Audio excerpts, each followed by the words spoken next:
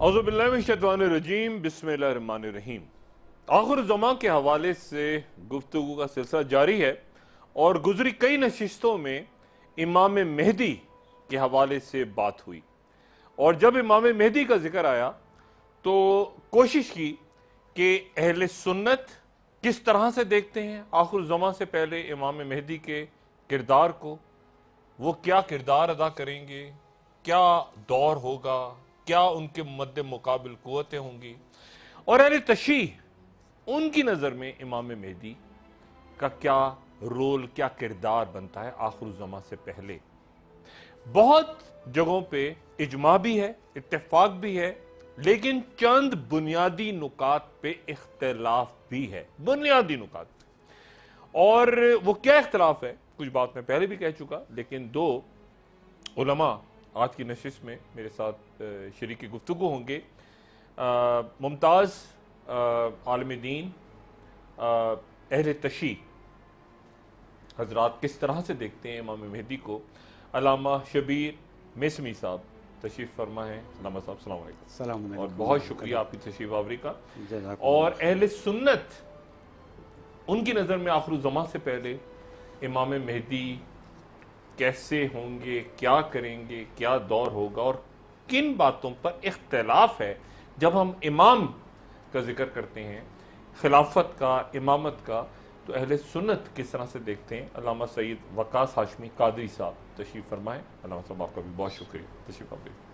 علامہ شبیر صاحب، شبیر نسوی صاحب، سب سے پہلے تو آپ یہ بیان کریں کہ اثنا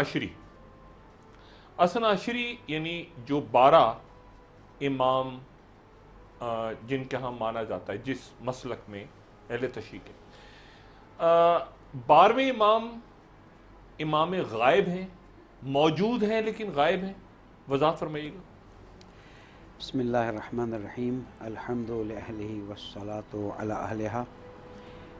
اچھا لگا کہ آپ نے ایک بہت ہی زندہ موضوع پر گفتگو کے لیے ہمیں موقع دیا۔ ہم اپنے کم علمی کے ساتھ کوشش کریں گے کہ اپنے نکات کو واضح طور پر بیان کریں۔ اثنا عشری مذہب میں ایمان کی بنیادوں میں توحید، عدل، نبوت، امامت اور قیامت ہے۔ اس میں سے 3 اصول دین ہیں اور 2 اصول مذہب ہیں۔ توحید، نبوت اور قیامت اصول دین ہیں۔ عدل اصول مذہب ہے، اگرچہ کہ عدل توحید کا حصہ ہے، لیکن ایک خصوصی عنوان سے اس کو بیان کیا گیا۔ امامت آفٹر کمپلیشن آف نبوت امامت کا سلسلہ ہے، لیکن اس کو اس طرح سے بیان کیا گیا۔ اور اگر کوئی 12 اماموں کو نہیں مانتا تو مکتب اثنا عشریہ کا حصہ نہیں۔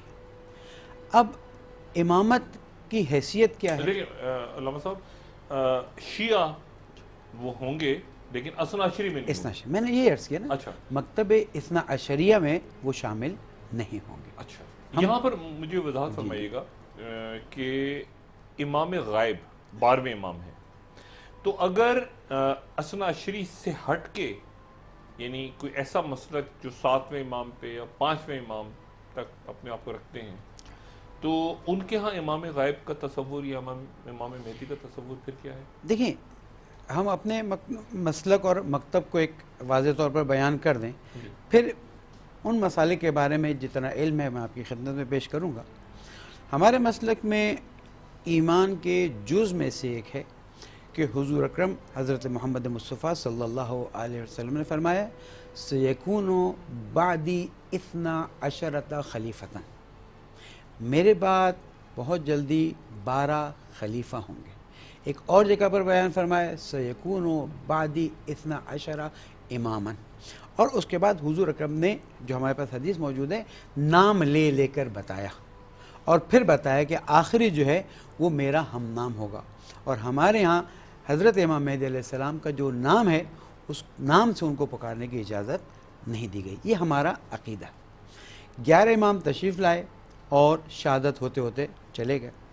12ویں امام علیہ السلام تشریف لائے، لیکن جو زمانے کے حالات تھے، تقاضا یہ رہا کہ اب وہ غیبت میں تشریف لے جائیں۔ اب ان کی غیبت کیسی والی غیبت ہے؟ کیا آسمان پہ اٹھایا گیا ہے؟ کیا زمین پہ کہیں چھپا دیا گیا ہے یا نہیں، ہیں انسانوں کے درمیان میں، لیکن ان کی پہچان مشکل ہے۔ جیسے امام جعفر صادق علیہ السلام سے حدیث نقل کی جاتی ہے کہ وَيَظْهَرُ فِي مَوْسَمِ الْحَجِّ، یعنی جب آپ حج پہ جائیں گے تو وہ نظر آ سکتے ہیں۔ اب کوئی ان کو ریکگنائز کرے یا نہ کرے اس کی بات پھر بعد میں جب گفتگو آئے گی اس کو ہم انجام دیں گے۔ یعنی حضرت امام مہدی عجل اللہ تعالیٰ فرجہ شریف ہمارے عقیدے کے مطابق زندہ ہیں، زمین پر تشریف فرما ہیں اور اپنی ذمہ داریوں کو ادا کر رہے ہیں۔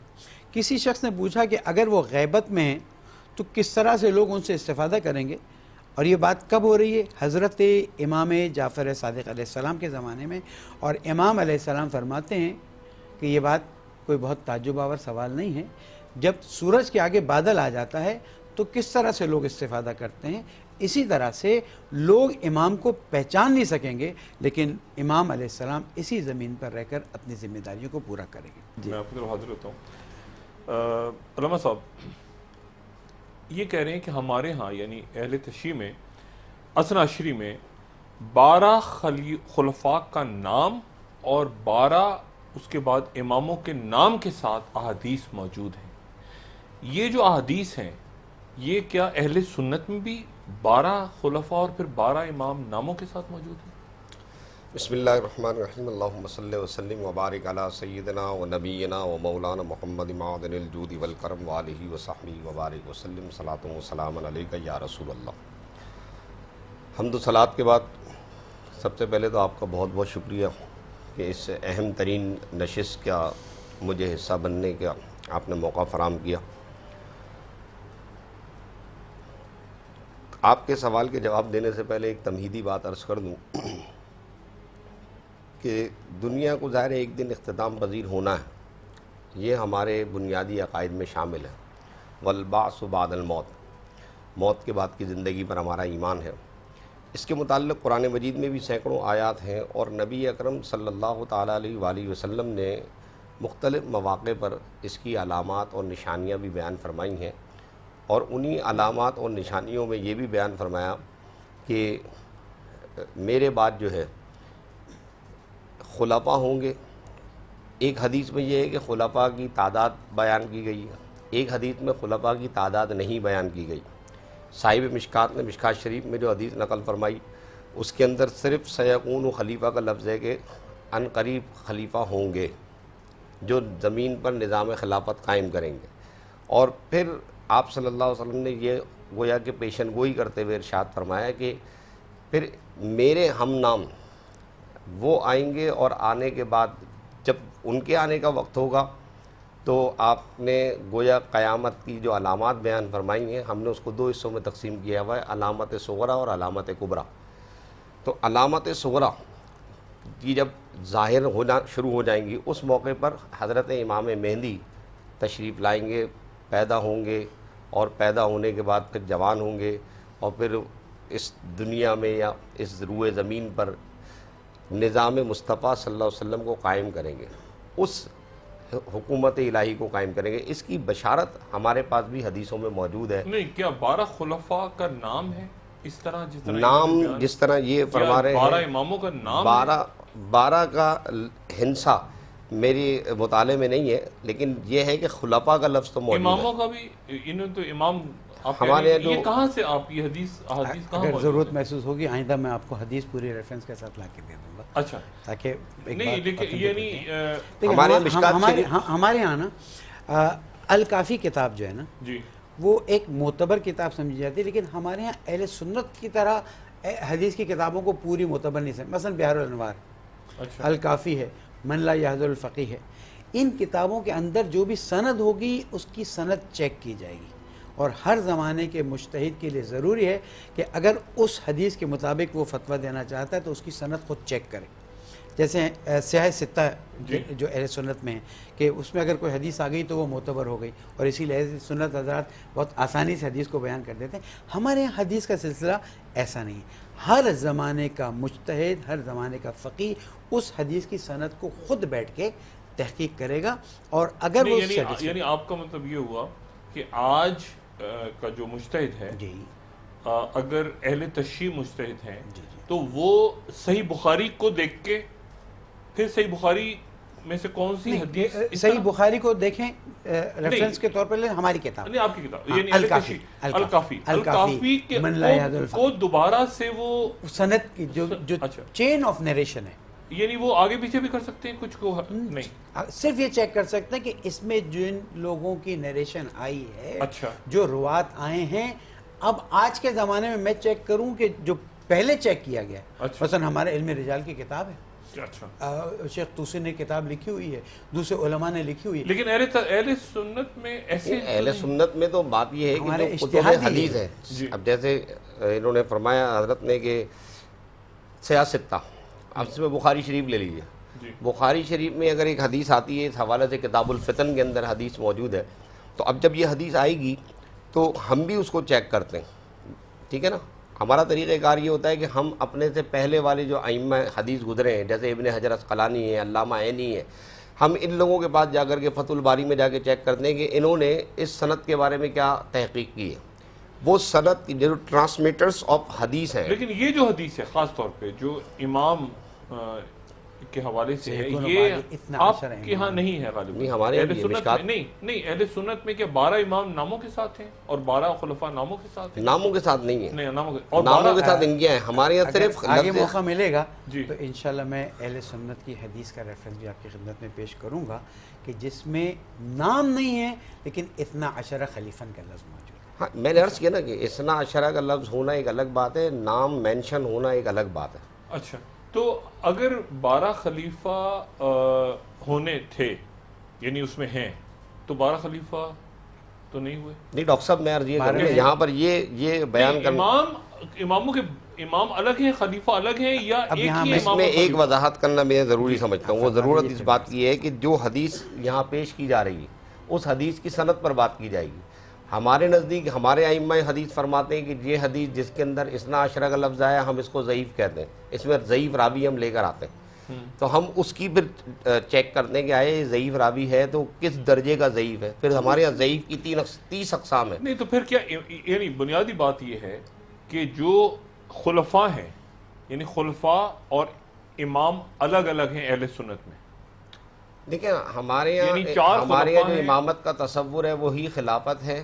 ہم امام خلیفہ کے معنی میں تسلیم کرتے ہیں ٹھیک ہے نا ہمارے یہاں امام معصوم نہیں سمجھا جاتا ہمارے یہاں امام عدالت کے سامنے جواب دہ ہے خلیفہ عدالت کے سامنے جواب دہ ہے ہمارا نظریہ یہ ہے ہم جو خلیفہ کی بات کرتے ہیں تو خلیفہ حضرت ابوبکر صدیق رضی اللہ تعالیٰ عنہ نے کھڑے ہو کر کے بنی ثقیفہ کے میدان میں یہ بات کہی تھی کہ اگر میں اللہ اس کے رسول کی اطاعت کروں تو تم میری پیروی کرنا اور جب تم دیکھو کہ ابو قحافہ کا بیٹا اللہ رسول کی اطاعت سے ہٹ گیا ہے تو تم میری پیروی مت کرنا تو یہ الفاظ موجود ہیں ہم اس نظریے کے تحت اپنے خلیفہ کو امام اور امام کو خلیفہ مانتے ہیں خواتین و حضرات ایک چھوٹا سا وقفہ اور وقفے کے بعد دوبارہ حاضر ہوتے ہیں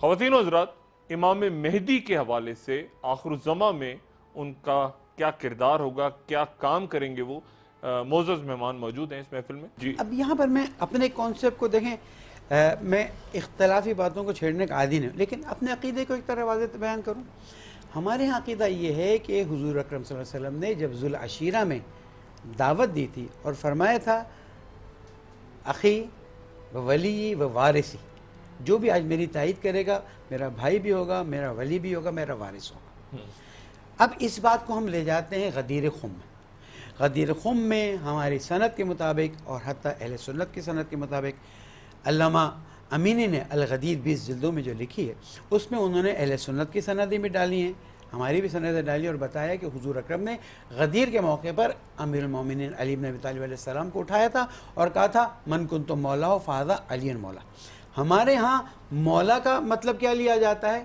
جس کا میں آقا ہوں اس کا علی آقا ہے اہل سنت کیا وہ ایک الگ کانسیپٹ ٹھیک ہے یہاں سے ہم لیتے ہیں کہ حضور اکرم نے فرمایا کہ اب سب آ کے بیعت کرو علی بن ابی طالب علیہ السلام کی اور کہو سلام کرو بے عنوان امرأۃ المومنین یعنی امیر المومنین تو جب لوگ آئے انہوں نے کہا السلام علیک امیر المومنین اور بیعت کی یہاں سے ہمارا راستہ آگے بڑھتا ہے اور ہم کہتے ہیں کہ رسول اکرم نے ایکسپلیسٹلی یہاں پر بیان کر دیا حجۃ الوداع کے بعد غدیر خم کی جگہ پر، اور آگے ہمارے نظر میں یہی چیز پڑ رہی تھی۔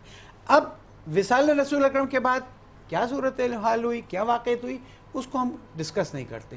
ہمارے عقیدے کے مطابق عملی حکومت سنبھالنا بھی، اور یعنی آپ جب یہ حدیث آپ اس کو کوٹ کرتے ہیں اور آپ کہتے ہیں کہ 12 خلفاء یا 12 امام، تو آپ ابتدا کر رہے ہیں امیر حضرت المومنین علی بن ابی طالب علیہ السلام، وہاں سے شروع یعنی کرتے ہیں۔ آپ پہلے امام کو پہلا خلیفہ جی اور پھر اس کے بعد 12 تک، اور یہ وہ حدیث ہے جو جس کو آپ کسی اور انداز میں اگر لے رہے ہیں تو پھر آپ عید غدیر ہم بھی مناتے ہیں، عید غدیر کے ہم بھی قائل ہیں، ہمارے پاس بھی عید غدیر کے حوالے سے کتابیں بھی ہیں، دلائل کا انبار بھی ہے، لیکن ایکسپلینیشن میں فرق ہے۔ عید غدیر مولا کائنات کو جب فرمایا گیا کہ جس کا میں مولا ہوں اس کا علی مولا ہے، بے شک اس میں کوئی شک نہیں ہے، کوئی دوسری رائے نہیں ہے، لیکن یہاں پر رسول پاک صلی اللہ تعالیٰ علیہ وسلم نے جب مولا کا اعلان فرمایا تو اب حضور علی وقار صلی اللہ علیہ وسلم کے نے جو امت کو تعلیم دی ہے وہ ایک ظاہری ہے، ایک باطنی ہے۔ جو باطنی علوم ہے وہ مولا کائنات کے پاس ہے، جب تک مولا کے دربار پہ کوئی نہیں جائے گا باطنی علوم کا اس کو ایک لفظ بھی نہیں ملے گا، لیکن جو ظاہری علوم ہے، ظاہری علوم ہے، وہ دیگر صحابہ کرام کو حضور نے دی ہے۔ اور اس حوالے سے ایک روایت یہ بھی ہے کہ جناب مولا کائنات حیدر کرار فاتح خیبر حضرت علی مرتضیٰ رضی اللہ تعالی عنہ نے ارشاد فرمایا کہ میرے پاس ایک علم وہ بھی ہے کہ اگر میں تم پر ظاہر کر دوں تو تم میری گردن اتار دو گے۔ تو وہ علم جو ہے وہ کیا ہے؟ ہم کہتے ہیں ہمارا موقف یہ ہے کہ عید غدیر وہ عید ہے کہ جس میں آپ نے اس علم کو منتقل فرمایا اور امت کو اس بات کی تعلیم دی کہ وہ علم تمہیں لینا ہے تو اس کے لیے مولا کائنات کے پاس جانا پڑے۔ بنیادی بات یہ کہ آپ جو ہیں علامہ صاحب، آپ کی ذہن میں یعنی آپ کے مسلک میں، یعنی آپ کا جو عقیدے میں یہ 12 کا سلسلہ پہلے امام، ہم ایک قدم آگے بڑھ جائیں اگر آپ کی بات وہاں سے شروع ہوتا ہے، اور امام غائب جو ہیں وہ امام مہدی ہوں گے جو موجود ہیں، اصل میں نا ہمارے ہاں یا جو میں ایک جملہ اور تاکہ تصحیح ہو جائے، اور اہل سنت 4 خلفاء، اور وہاں پر پھر خلافت ختم، اور پھر خلافت دوبارہ قائم کریں گے امام مہدی تشریف لائیں گے۔ اچھا، وہ پیدا ہوں گے، وہ امام غائب نہیں ہے؟ نہیں۔ اچھا، اور امامت کا یعنی امامت جیسے اہل تشیع ہے، آپ کے ہاں امام نہیں ہے اہل سنت میں اس طرح، ہمارے خلیفہ کا تصور ہے، خلیفہ کا تصور ہے ہم، اور وہ خلیفہ بھی یعنی آپ کے ہاں یعنی جیسا آپ نے کہا کہ معصوم نہیں، امام معصوم ہے، معصوم سے امام معصوم ہیں۔ اچھا، اور ہم یہ عقیدہ وہاں سے لیتے ہیں اطیعوا اللہ و اطیعوا الرسول و اولی الامر منکم۔ ہمارے ہاں منکم میں سے جن کو بنایا گیا ہے تم انتخاب کرو نہیں ہے، ہم یہاں سے بات شروع کرتے ہیں۔ اچھا، اطیعوا اللہ و اطیعوا الرسول و اولی الامر منکم۔ میں کیونکہ اپنے عقیدے کے بارے میں بتانا چاہتا ہوں، کسی اور کے عقیدے کو میں ٹچ نہیں کرتا۔ ہمارے ہاں منکم سے مراد ہے جن کو معین کیا گیا ہے، یا انما ولیکم اللہ ورسولہ والذین آمنوا الذین یقیمون الصلاۃ ویؤتون الزکاۃ وہم راکعون۔ تمام تفاسیر میں اٹھا کے دیکھ لیں، یہ انما ولیکم اللہ ورسولہ والذین آمنوا، ولی کا لفظ اللہ کے لیے استعمال ہوا ہے، رسول کے لیے استعمال ہوا ہے، اور ان ایمان والوں کے لیے استعمال ہوا ہے یقیمون الصلاۃ ویؤتون الزکاۃ، جبکہ وہ رکوع کی حالت میں تھے۔ تمام تاریخ اور تفاسیر میں اس بات کو لکھا ہوا ہے کہ فقط علی بن ابی طالب علیہ السلام تھے جنہوں نے رکوع میں وہ انگوٹھی دی۔ ہم کہتے ہیں کہ یہ سلسلہ امامت کا یہاں سے شروع ہوتا ہے، اور عربی لحاظ سے یہ بات عیب ہے کہ ایک لفظ کو ایک مرتبہ استعمال کر کے اور دوسرے پہ عطف، تیسرے پہ عطف ہو، پہلے اور دوسرے کے لیے ایک معنی ہو، تیسرے کے لیے الگ معنی ہو۔ انما ولیکم اللہ، اب اللہ نے اپنے آپ کو ولی کا عنوان بنایا، ورسولہ، اور رسول نے، اور اس کے بعد والذین آمنوا الذین یقیمون الصلاۃ ویؤتون الزکاۃ وہم راکعون بیان کیا۔ اب ولی کا لفظ یا تو پھر آنا چاہیے تھا، اگر نہیں آیا ہے تو فصاحت و بلاغت کے لحاظ سے ٹھیک، میں یعنی یہ جو ہے یہ ایک بنیادی بات ہو گئی کہ معصوم، اور آپ کہہ رہے ہیں کہ وہ قاضی کے سامنے بھی اپنے آپ کو پیش اہل کیا. سنت کے نزدیک معصوم صرف نبی ہے. ٹھیک ہے، اللہ تبارک و تعالیٰ نے جس کو نبی بنایا ہے، جس کو تاج نبوت سے سرفراز کیا ہے، وہ ہر قسم کے گناہ سے، ہر قسم کے عیب سے، ہر قسم کی کجی سے معصوم ہے. نبی کے علاوہ بھی اگر ہم نبی کے بعد آنے والے حضرات کو معصوم مانیں تو اس سے دین میں بڑا فساد پیدا ہو جائے گا، اور دینی معاملات میں فساد پیدا ہونے کی وجہ سے پھر سب نظام خراب ہو جائے گا. نبی معصوم ہے، اس پر وحی نازل ہوتی ہے، وہ اپنے رب کی اجازت کے بغیر بات نہیں کر سکتا، وہ اپنے رب کے حکم کے بغیر کوئی حکم نہیں دے سکتا. اب آپ یہ بتائیں کہ غیر نبی، جو غیر نبی ہے، جس پر وحی نازل نہیں ہوتی، اگر آپ اس کو بھی معصوم ماننا شروع کر دیں تو پھر معصومین کی یہ جو ایک چین چلی جا رہی ہے، اس چین کے میں اور معصوم نبی میں پھر کیا فرق رہ جاتا ہے؟ یہ فرق تو یہی ہے.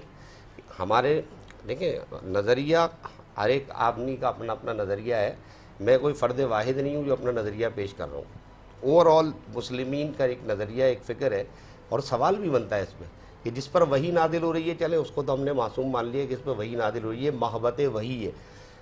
جو جس پر وحی نازل نہیں ہو رہی اس کو معصوم ماننے کی دلیل کیا ہے؟ اب یہ جو عربی لغت کے حوالے سے بات کر رہے ہیں کہ جناب اس کا عطف آتا ہے اور اس میں عربی زبان کی فصاحت و بلاغت کے بالکل خلاف ہے، تو عربی زبان کی فصاحت و بلاغت کی ایسی اور بھی قرآن مجید میں مثالیں موجود ہیں جس پر گفتگو کی جا سکتی ہے کہ یہاں پر ولی کا معنی وہ نہیں لیا جا رہا ہے کہ جو رسول پاک صلی اللہ علیہ وسلم اور اللہ اور پھر اس کے بعد خالق کائنات ہے، پھر نبی ہے، اور اس کے بعد جو غیر نبی آ رہا ہے اس کے لیے بھی آپ وہی معنی متعین کرنا شروع کر دیں تو پھر قرآن کے اندر معنی تحریف ہو جائے گی. اور معنی تحریف کس کو کہتے ہیں؟ میں ایک ریکویسٹ کروں، میں آخر الزما کی طرف اگر ہم بڑھیں، میں ایک ریکویسٹ کرتا چلوں، ہم اگر اپنے عقیدے کو بتا دیں دوسرے کے عقیدے کو رد نہ کریں، ورنہ ایک مناظرے کی شکل ہو جائے گی. رد والی تو بات ہی نہیں ہو رہی. نہیں، آپ نے امام کے معصوم ہونے کو رد کیا. اب میرے جو دیکھنے والے تاریخ میں وہ یہ کہیں گے کہ آپ نے اس رد کا جواب کیوں نہیں دے، وہ ایک مناظر کی شکل ہو جائے گی. ہم اپنا عقیدہ بتا دیں، یہ اپنا عقیدہ بتا دیں.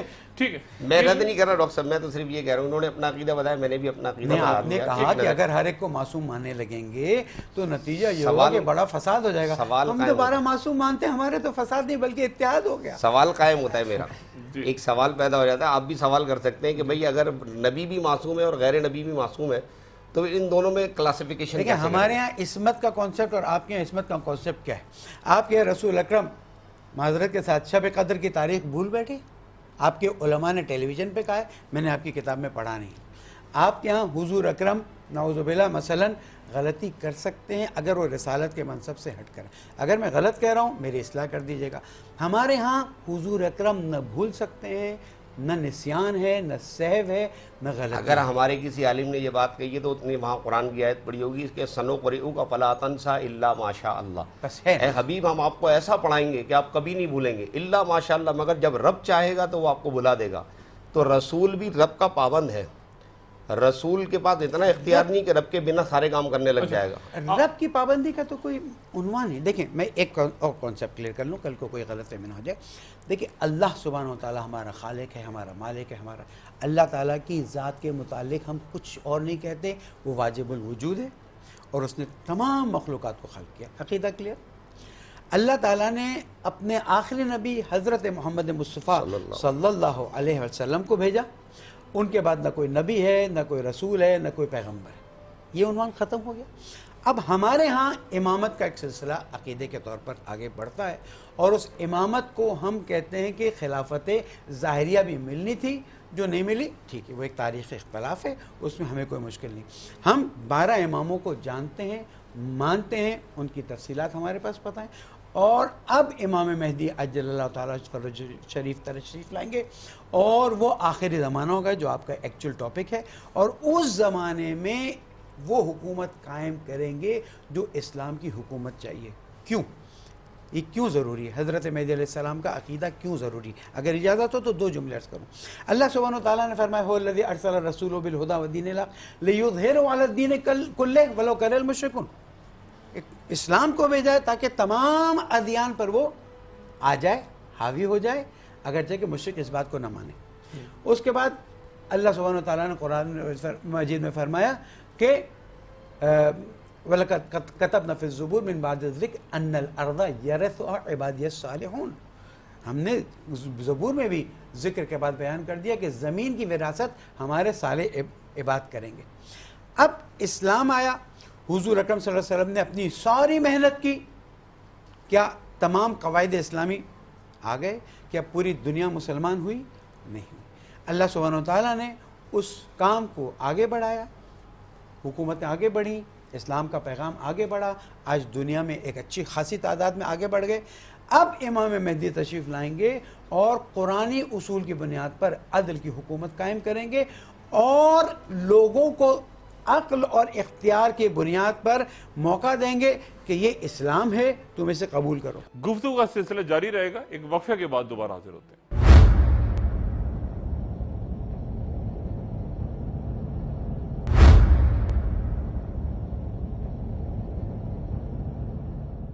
खुशामदीद।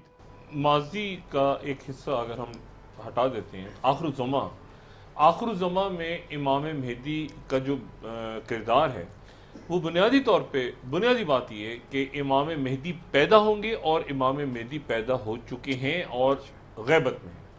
अच्छा, ये बुनियादी फ़र्क है। हमारे यहाँ भी एक बात ये है कि जब इमाम मेहदी को हम लोग यह कहते हैं कि इमाम मेहदी को लोग कहाँ पाएंगे? खाना काबा हजर अस्वद के मकाम पर लोग पाएंगे, वहाँ पहचान हो जाएगी। बैन रुकन वल मकाम, वो पहचान का मकाम है। बिल्कुल सही, ठीक है ना। और सब लोग वहाँ ना सिर्फ ये कि पहचान लेंगे, और आप रसूल पाक सल्लल्लाहु अलैहि वसल्लम के इतने मुशाबहा हैं, शबाहत आपके अंदर इस कदर है, नाम भी है उनके नाम पर है, ठीक है, मोहम्मद नाम है और शबाहत भी है, और लोग आपको जो है उस मकाम पे जब पहचान लेंगे, पहचान कायम हो जाएगी, तो वहीं पर बैत होगी खाना काबा के अंदर। अच्छा, ये बात भी ऐसे ही है, ज़हूर वहीं पे होगा, यानी ज़ुहूर हो जाएगा, वहाँ पहुँचकर वो आवाज़ देंगे कि अब मेहदी आवाज़ आएगी कायनात में, मेहदी आखिर ज़माना आ गए हैं, आओ उनकी बैत करो। अहले सुन्नत में ऐसा नहीं है, बैन रुकन वल आवाज़ मकाम, का जिक्र गालिबन नहीं है, पहचान और सहे मार्फत का आसमानी चेक देखिए, कीजिएगा। पहचान और मार्फत है।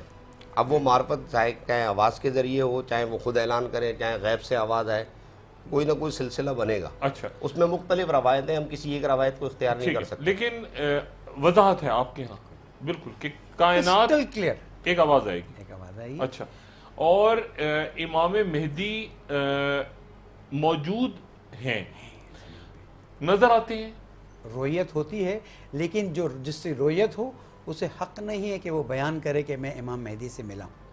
अब जिन्होंने बयान किया है उनके वाक़यात अगर सामने लाएं तो उन्होंने कहा मैं किसी हस्ती से मिला हूँ, मैं किसी शख्सियत से मिला हूँ, मेरी किसी हस्ती ने मदद की है, लेकिन वो ये दावा नहीं कर सकते। जैसे कि हमारे यहाँ अहादीस में है कि अगर कोई दावा करे कि मैंने इमाम मेहदी से मुलाकात की तो फ़कज़्ज़िबू हो फ़त्तहिमू हो, उसे जुटलाओ, उस पर तहमत लगा दो। ठीक है, तो हमारे जितने बुजुर्ग हैं उन्होंने ये बयान किया है, हमें किसी शख्सियत से मुलाकात रही। इमाम मेहदी जब तशरीफ लाएंगे तो खिलाफत कायम करेंगे, जी हाँ, इस पे इत्तेफाक है। इस पे इत्तेफाक। अच्छा, और खिलाफत होगी, लेकिन खिलाफत होगी तो खिलाफत का जो तसव्वुर अहले तशय्युअ में है वो खिलाफत का तसव्वुर अहले सुन्नत में नहीं, लेकिन यहाँ आ जाएगा ना। अच्छा, तो यानी इमाम मेहदी के ज़हूर के वक्त ये समझा जाए कि तमाम मसालिक एक हो जाएंगे और उसके बाद का जो वक्त है आएगा, वो हज़रत ईसा अलैहिस्सलाम तशरीफ लाएंगे, वो यानी वहाँ पर भी कोई किसी किस्म का कोई मसला लेकिन है या नहीं? इख्तलाफात जो हैं वो इल्मी इख्तलाफात हैं। ठीक है, एक हदीस को मैं नहीं मान रहा, ये मानते हैं, एक हदीस को ये मान रहे हैं, मैं नहीं मान रहा, ये इल्मी इख्तलाफ है। अब लेकिन इस इमाम इल्मी- मेहदी के बाद हाँ, जब इमाम, मैं वही अर्ज़ कर रहा हूँ ना, आपको वही अर्ज़ कर रहा हूँ कि जब इमाम मेहदी हमारे सामने मौजूद होंगे, अब वो कहेंगे कि देखो ये जो बंदा हदीस बयान कर रहा है वो सही है, तुम जो सोच रहे हो वो गलत है, तो मैं इमाम को थोड़ी जवाब दूंगा या मैं इमाम से बहस करूंगा। तो उस वक्त जो आप सवाल कर रहे हैं कि जो मुख्तलिफ नज़रिए के लोग हैं, वो मुख्तलिफ नज़रिए के लोग जो है इमाम मेहदी के सामने अपने आप को सरेखम कर देंगे। यानी अगर इसको इस तरह से लिया जाए कि इमाम मेहदी की शख्सियत फिर इन तमाम मसालिक बिल्कुल, का भी को भी खत्म करे, एक मुसलमान, हाँ, एक कौम, अला एक मिनहाज अकीदा, नबुव्वा। ये ऐसे होगा। अल्लाह मिनाजुन नबुव्वा। ये अच्छा, ये तसव्वुर आपके यहाँ है? اور آپ کے یہاں بھی ہے بالکل اعلیٰ کہ میں اس کے بعد ایک ریکویسٹ اس کے بعد سب اکٹھے ہیں؟ ہمارا عقیدہ ہے، عقیدہ ہے کہ تصور اس کے کا بعد لفظ ہم نے سب، استعمال ہاں یعنی اس کے بعد سب اکٹھے ہیں. جی بالکل. یملأ اللہ الارض قسطا وعدلا کما ملئت ظلما وجورا، جس طرح ظلم اور جور سے زمین بھر گئی تھی، حضرت امام مہدی عجل اللہ تعالیٰ فرج شریف زمین کو قسط و عدل سے بھر دیں گے، علی مناج القرآن والنبوہ. اور اسی طرح سے حضرت عیسیٰ علیہ السلام کے ساتھ تشریف لائیں گے. معاملات اور دجال کے ساتھ، یعنی آگے جو نہیں مانتے یہ اہل تشیع میں جو لوگ نہیں مانتے 12 امام، وہ کہتے ہیں کہ 5 یا 7 یا 6، وہاں پر کیا ان کا کیا ہے؟ دیکھیں ان میں سے بعض جزیات میں نہیں جاؤں گا کیونکہ پھر کچھ چیزیں ایسی ہو جاتی جو احترام کے خلاف ہے، اس لیے کہ ہمیں پاکستان میں تمام مسائل کا احترام کرنا ہے.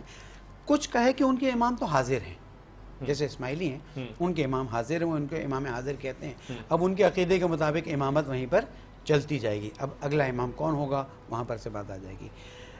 بوری حضرات میں وضاحت فرمائیے گا، یہی امام جو ہیں پھر انہی میں امام مہدی ہوں گے؟ ان کے عقیدے کے بارے میں مجھے نہیں معلوم کہ انہی میں امام مہدی ہوں گے، لیکن ان کا 52واں سلسلہ چل رہا ہے. اچھا ٹھیک ہے. اور اس کے بعد کہاں تک جاتا ہے؟ اچھا ہو سکتا ہے کہ پھر وہ عقیدہ یہاں سے آ کے مل جائے کہ وہ ولادت ہوئی اور پھر وہ امام مہدی ہو گئے. بہرحال ایک آئیڈیا ہے، نوٹ عقیدہ. اب ہمارے لحاظ سے حضرت امام مہدی عجل اللہ تعالیٰ فرج زمین میں موجود ہیں. زیدی وغیرہ جو ہیں ان کا ایک عقیدہ تھوڑا سا الگ جا کر ہے، لیکن آخر میں جتنی بھی یہ برانچز ہیں یہ سب جا کے ملتی ہیں کہ ایک مہدی علیہ السلام تشریف لائیں گے جو زمین کو عدل سے بھر دیں گے.